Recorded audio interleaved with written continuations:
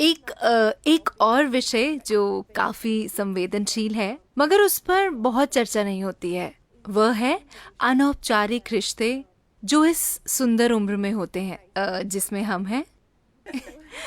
अपने बारे में थोड़ी अच्छी बातें कहनी थी।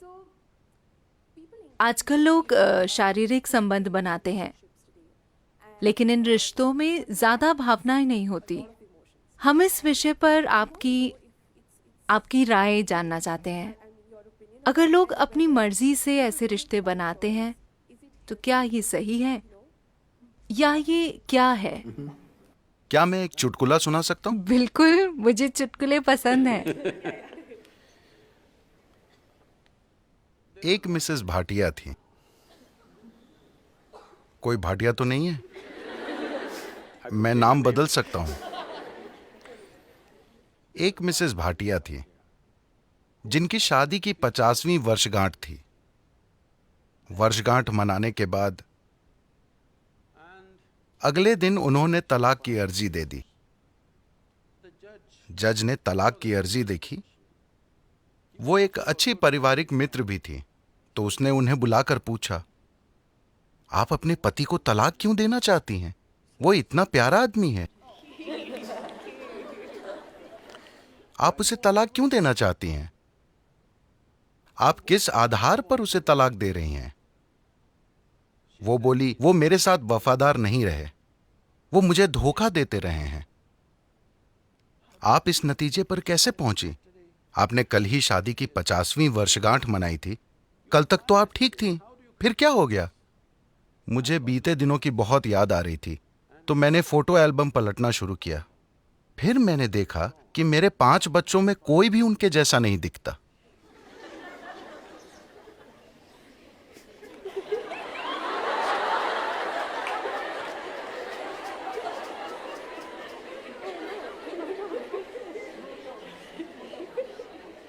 So, देखिए, अभी क्या आपको याद है कि 10 पीढ़ी पहले आपकी दादी की दादी की दादी कैसी दिखती थी? नहीं, मगर उनकी नाक अभी आपके चेहरे पर मौजूद है। आपके शरीर को याद है, हाँ या ना? आपके शरीर को लाखों साल पहले आपके पूर्वजों की त्वचा का रंग भी याद है, अभी तक वो भूला नहीं है। तो जिसे आप मेरा शरीर कह रहे हैं, वो यादों का एक बहुत बड़ा संग्रह है ना? आपके दिमाग में मौजूद यादाश्त बहुत कम है। आपके शरीर में मौजूद यादाश्त, there is evolutionary, उसमें क्रमिक विकास की यादें हैं, जेनेटिक यादें हैं, कर्म की यादें हैं, व्यक्त और अव्यक्त स्तर की यादें हैं, ढेर सारी यादें हैं। आपको लगता है कि अभी आपको चलना आता है, लेकिन ऐसा सिर्फ इसलिए है क्योंकि आपके शरीर ने वो यादाश्त बनाई है। अगर आपका शरीर उसे भूल जाए तो आप चल नहीं पाएंगे। so इतनी यादें, आप जो छोटी से छोटी चीज करते हैं, आप जानते हैं कि क्या खाना है क्या नहीं खाना है, उसे मुंह में डालना है कान में नहीं। ये सुनने में अजीब लगता है, लेकिन आप यादों के कारण ही जानते हैं। तो आपका शरीर ढेर सारी यादों का भंडार है और वो हर समय यादें इकट्ठी करते रहता है। अगर आप यहां से यहां तक चलें तो 50 अलग अलग तरह की हल्की महकें होंगी। हो सकता है कि आप उस पर ध्यान न दें, मगर शरीर उसे इकट्ठा भी करता है और पहचानता भी है। वो लगातार पहचानता रहता है। इसलिए आप जानते हैं कि सुगंध क्या है, दुर्गंध क्या है, ये इसकी गंध है। आप आवाज, गंध वगैरह के अलग अलग पहलुओं को पहचानते हैं, क्योंकि ये प्रक्रिया लगातार चलती रहती है। तो इस शारीरिक यादाश्त को इस संस्कृति में पारंपरिक तौर पर हम ऋणानुबंध कहते हैं। वो शारीरिक यादाश्त जो आप बनाते हैं। आप जागरूकता के साथ अपनी शारीरिक यादाश्त बना सकते हैं, या बस ढेर सारी यादाश्त अंदर लेकर ढेर सारी शारीरिक उलझन से गुजर सकते हैं।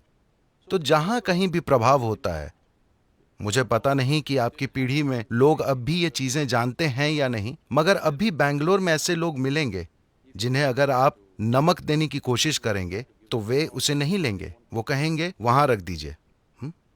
अगर आप उन्हें तिल देने की कोशिश करें तो वो कहेंगे उसे वहां रख दीजिए, क्योंकि उन्होंने कई पदार्थों की पहचान कर ली है जो आसानी से आपकी यादाश्त को लेकर मुझ तक पहुंचा सकते हैं। अगर मैं वो चीज ले लूं, मुझे वो यादाश्त नहीं चाहिए। यही वजह है कि आमतौर पर इस संस्कृति में एक दूसरे को छूना, हाथ मिलाना, ऐसी चीजों से परहेज किया जाता है। हम अपनी ही दोनों हथेलियां मिलाकर नमस्कार करते हैं, क्योंकि हम यादाश्त नहीं इकट्ठी करना चाहते।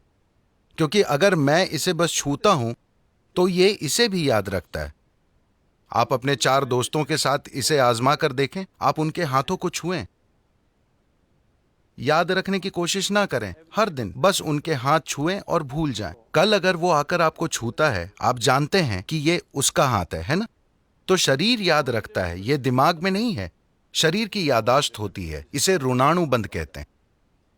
जब यौन संबंध बनते हैं या ऐसी कोई अंतरंगता होती है जिसमें विचार, भावनाएं और शरीर शामिल हों, तो आपके शरीर में जो यादाश्त रह जाती है वो बहुत बड़ी मात्रा में होती है।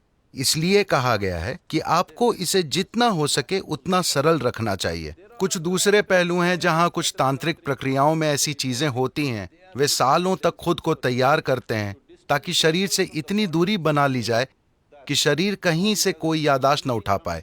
इसे एक साधना की तरह किया जाता है, बेलगाम संभोग की तरह नहीं। so तो सवाल नैतिकता का नहीं है। सवाल ये है कि आप अपने जीवन में अपने साथ क्या करना चाहते हैं।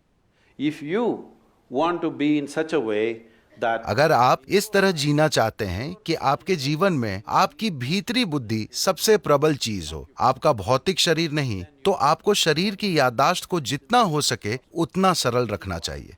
इसलिए सादा भोजन, लोग बिल्कुल सादा भोजन करते हैं।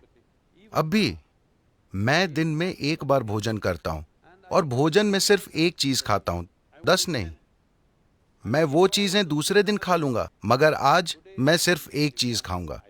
क्योंकि काफी फर्क आप आजमा कर देखिए, सिर्फ मेरे कहने पर मत जाइए। खासकर जब आपकी परीक्षा का समय आता है, सादा भोजन कीजिए और देखिए कि उससे कितना फर्क पड़ता है। आपकी बुद्धि कैसे काम करती है, आप कितना सतर्क रहते हैं, सब कुछ। तो आप खुद को क्या बनाना चाहते हैं? आप खुद को एक सेक्सुअल सुपरनोवा बनाना चाहते हैं या or no I'm saying कुछ लोगों का ऐसा इरादा हो सकता है, ये उनके ऊपर है। मगर आप अपने जीवन के साथ क्या करना चाहते हैं, ये आपको तय करना होगा। अगर आपने ये तय किया है तो ये बहुत महत्वपूर्ण है कि आप अनजाने में भारी मात्रा में यादें ना इकट्ठी करें, because this will lead to क्योंकि बाद में आप देखेंगे कि आपके लिए शांत और खुश रहना बहुत मुश्किल होगा, चाहे कुछ भी अच्छा हो रहा हो, simply because they क्योंकि शरीर में उलझन भरी यादें मौजूद हैं। जब इसी प्रकृति का कुछ और आता है तो शरीर में उलझन भरी उथल पुथल होने लगती है। शायद आपके दिमाग में यह ना आए, just physically ये सिर्फ शारीरिक रूप से होता रहेगा। तो ये चुनाव आपको करना है। ये नैतिकता का सवाल नहीं है, ये सवाल है समझदारी से जीने का।